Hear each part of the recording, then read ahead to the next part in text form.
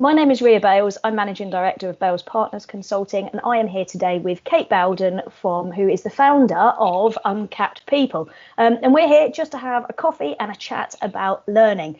Really, really important topic, isn't it, Kate? Because I think, in times of change that we are in now, it's so important, isn't it, that leaders focus on learning and they don't forget it? Yeah, absolutely. I mean, it's in times of great change when there's the largest requirement for new skills and new knowledge. And quite often we've got a really quick turnaround to learn some of that stuff. So, I mean, you often find it's quite unfortunate that lots of organisations in particularly financial difficult times, they tend to cut budgets around some of this stuff, amongst others, understandably. But actually, studies have demonstrated that organisations fare much better during difficult times if they do the exact opposite. And I guess that's not, it's not that surprising, is it? Because after all, people are often the greatest assets to an organisation, particularly in the service sector. It's their performance, it's their decision making and their daily input that can make or break an organisation. So absolutely, it is a time to really consider how learning is taking place in an organisation. There were some really interesting statistics actually from the Association for Talent Development. I'm not sure if you have come across them before, but No. they thought that actually from their research, companies that offered very comprehensive development support had often a 218% higher income per employee Oh, than wow. companies without. It's enormous, isn't it? And Yeah, definitely. also enjoy a 24% higher profit margin. So those statistics in themselves really speak volumes, don't they, around Yeah. how important learning and development is. But luckily, effective learning and development, it doesn't need to cost the earth. The world of learning and development is definitely changing, and the future looks vastly different from the typical fairly expensive in-class training that we've become so perilously used to. Yeah, yeah. And I guess in times of change, Kate, isn't there, there's a bit which is carrying on almost with business as usual. You were talking about certainly in that kind of service provision bit around actually, really keeping this sharp laser focus on performance. So there's the business as usual stuff around common, the type of skills that you need to be able to do your job. But then with times of change, there's this increased layer that goes on top of it, isn't there? Which is actually how do you help people through that change? And how can I say, but I guess there's kind of different angles, isn't there, that we need to look at in these types of times that leaders need to be thinking about. But I got a confession, I must admit, like just that classroom type learning, I just get so bored with it. And I don't know if, I guess it must be so difficult to be kind of the person standing up at the front to judge the right pace for different people and just to hit the relevance and all of that type of thing. I mean, I absolutely don't envy that kind of role at all. But surely, I guess, now that we've got new ways of working, now that kind of, I guess, our eyes have been opened up to all different types of ways of doing things, I'm kind of hoping that kind of classroom learning is a bit of a thing of the past, certainly as a primary type of source of learning, and maybe that we'll have lots of different ways. I don't know. What do you think? I really hope so. It's a really interesting topic that you have just touched on there, Ria, because there has been a move to a different and more effective way of developing skills and knowledge. It's been on the horizon for a really long time. But COVID has really helped to accelerate that change.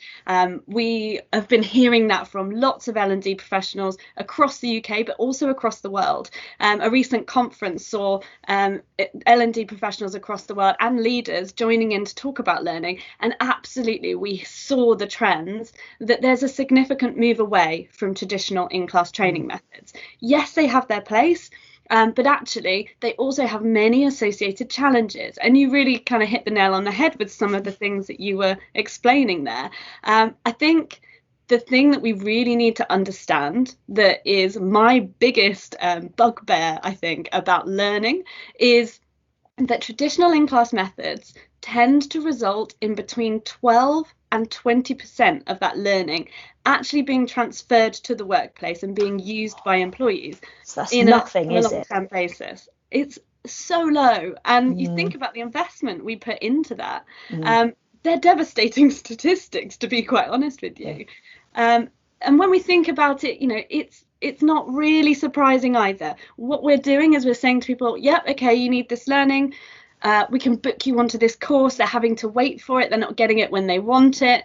They're getting it later down the line. They've had no insight into, well, no control over the design. So it's often not tailored to the individual because you've got multiple people going through the program. We kind of call it a sheep dip in the industry. So they haven't had any control over the design. They're not having control over the pace at which it's delivered, which you referred to, or the direction that they're going in, or the style of the learning. And we are cramming them with information in one day and not really supporting them as much as we could do and should do back into the workplace to try and assimilate what this means and how you can practice and build confidence. And there are so many barriers when people get back into the workplace for putting what they've learned into practice. And it's these barriers that really need looking at in order to try and ensure that people can actually implement what they're learning. So traditional in-class methods tend to be what people are moving away from for many of those reasons. Also because when we take away autonomy, we take away that control that learners have over their own learning, we're often taking away their innate motivation to learn. You know, why would we want to do that? Good news is, though, the future of L&D does look very different. So organisations are really seeing, and particularly during this, this time that we're in now with the working from home scenario, the impact that COVID is having, is that organisations really do require agile learning. You know, people that need to learn new skills and knowledge, they want to learn it now. And we're really lucky to be in a digital age where we can have access to things incredibly quickly. So agile learning tends to take the form of really utilising fantastic resources. That might be podcasts, it might be blogs, it might be conference material, it could be, all sorts that are sitting on people's learning management systems as well. It could be YouTube videos. There's so much out there that's actually really good quality resourcing for people that are really wanting to learn something new. But it's also on the job activities as well, on the job opportunities to learn and social learning. We learn from each other incredibly well. And ultimately, it's the function of learning and development to really facilitate and curate those experiences, removing the barriers that exist to people being able to learn every day, which is kind of what they want to do in the workplace. So it's turned into a scenario where we need to really be upskilling our people on how they can master their own development and put it back on them. Yeah, well, I like that. I like that idea, actually, Kate, and I think maybe some of that starts with the individual needs to figure out how they learn best themselves, don't they? And that's probably through a process of trial and error and a bit of reflection and, what is the best environment for them to come up with, their most wonderful ideas, the creativity, the problem solving, when does stuff actually sink in? Because I think certainly there must be all different ways that people do that.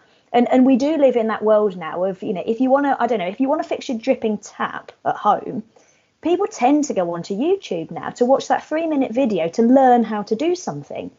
And in actual fact, why don't we just replicate that in the world of work? Of if you need to learn how to do something, there's those kind of how-to bits. So I think you're absolutely right. There's a whole menu of all different types of things, isn't it, that plays to individual strengths and that kind of stuff. Kate, tell me about, I'm dying to know that, tell me about some of the things, or give me some insight into some of the things or topics, I guess, that leaders are kind of coming to you and what they're asking for in terms of learning at the moment. What's hot on their kind of their to-do list around learning?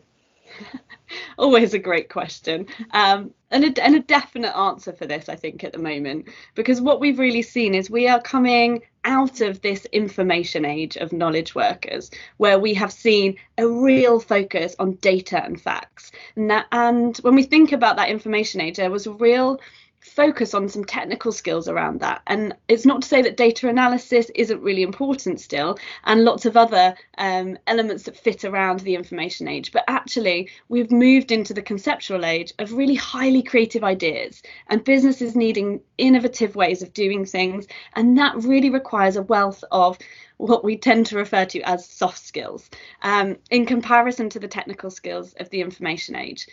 And that's been really reflected well in the results of Google's internal analysis that they did fairly recently. They tried to identify what are the 8 most important qualities that we have within our top talent.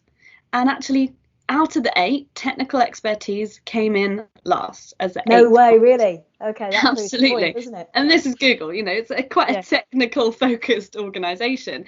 And actually all of the top characteristics, 1 to 7, were all under the category of soft skills, and they were in line with what leaders are asking for their people now, but also for the future. They're looking for, as you said, creative thinking and problem solving is a massive piece, for that innovation. And some of this workplace behaviour is actually influenced a lot by our ways of working. So on top of our individual aptitude to be able to think creatively and to problem solve, actually it's more the methodology and the ways of working, things around our internal processes, our project management methods, internal collaboration, and how that tends to happen in an organisation that can really influence the performance within creativity and problem solving. So actually, when we think about learning and development and we think about how we can increase these skills, we need to look much wider than training people on the skills themselves, and actually start removing some of the workplace barriers that can hinder the behaviours and performance that we want to see, which is quite a big picture thing to really start to consider. We also have a real focus to say the other core skills that leaders really are looking for is actually empathy and emotional intelligence. And I guess this isn't really that surprising, because when we think about the way that businesses, organisations have had to move, and we really have moved towards this focus on really high quality relationships. So think customer relationship marketing, for example. Yeah, absolutely. Yeah. So we need people to have empathy and emotional intelligence to be able to build these relationships with customers. But it's also important, isn't it, for internal relationships? We as HR professionals know very well just how important all different levels of relationships in an organisation are for employee engagement, and that's going to lead directly to performance levels. So empathy and emotional intelligence, absolutely people skills, and can be utilised for both external relationships and internal. Brilliant. No, that sounds fabulous. So thank you so much, Kate. It was great to have a kind of 10-15 minute chat with you over a cup of coffee. It's a fascinating subject, really, really fascinating, that I'm sure we could go on and talk absolutely forever. But it was really, really interesting to hear at the end as well, those top tips, perhaps, of what people should be thinking about. They should be at the front of those kind of learning lists of what they're focusing on.